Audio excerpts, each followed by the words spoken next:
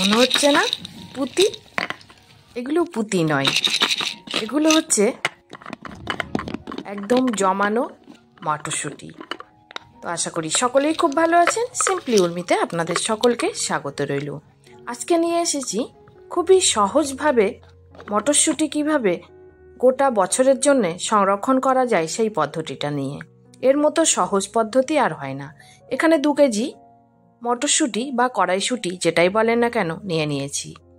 দেখুন এই ঝুড়িতে ধরছেই না। এবার একে একে মটরশুঁটিগুলো ছাড়িয়ে নেব। অনেকটাই সময় লাগবে ছাড়াতে, অতটা লম্বা ভিডিও আমি করব না। তো সবগুলো ছাড়িয়ে তারপরে ফিরে আসব। এখনও সব হয়নি, কিছুটা হয়েছে, এখনও বাকি, অর্ধেকটা হয়েছে অর্ধেকটা বাকি। এগুলোও ছাড়িয়ে নিই। সব ছাড়ানো হয়ে গেছে। আর এই খোসাগুলোও আমি ফেলবো না, এগুলো সার বানাবো আমার গাছের জন্য। তো যাক ওটা, এইদিকে একটু জল নিয়েছি, মটরশুঁটিগুলো দিয়ে দিলাম। এরকম 2 বার জল পাল্টে ধুয়ে নেব। ভালো করে ধুয়ে নেওয়ার পর এবার একটা এই যে ঝুড়িটা নিয়েছি, এই ঝুড়িতে আমি সেঁকে নেব। অনেকেই অনেক রকম পদ্ধতি দেখিয়েছে, কিন্তু এর মতো সহজ পদ্ধতি আর হয় না। আর সেও দেখিয়েছি জমানোর পরে কেমন সেঁকে নিয়েছি। এবার একটা টাওয়েল আমি পেতে নিয়েছি। টাওয়েলের উপরে মটরশুঁটিগুলো ঢেলে দিলাম, দিয়ে ভালো করে এটা খেলিয়ে দেব। জলটা শোক করে নেবে।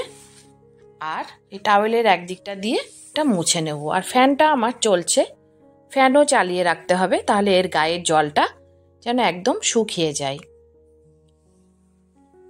গায়ে জল থাকলে হবে না, একদম শুকনো করতে হবে। রোদে দেওয়ারও দরকার নেই, এরকম মুছে নিলেই হবে। আর ফ্যানটা চালিয়ে রাখলে হবে। তো আমার একদমই শুকনো হয়ে গেছে।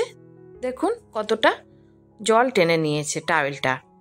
এবার এটা এক জায়গাতে করে এবার একটা পাত্র নিয়েছি। এই পাত্রে দেখব কতটা ধরে, পুরোটাই নিয়ে নেব। তো যদি আমার এই পদ্ধতি ভালো লেগে থাকে অবশ্যই লাইক শেয়ার কমেন্ট করতে ভুলবেন না। আর যারা আমার চ্যানেলে নতুন আছেন প্লিজ চ্যানেলটি সাবস্ক্রাইব করে আমার পাশেই থেকে যেতে পারেন। দেখুন একটা ডাব্বাতে আমি ভরে নিয়েছি, আর একটা ডাব্বাতেও আমি ভরে নেব।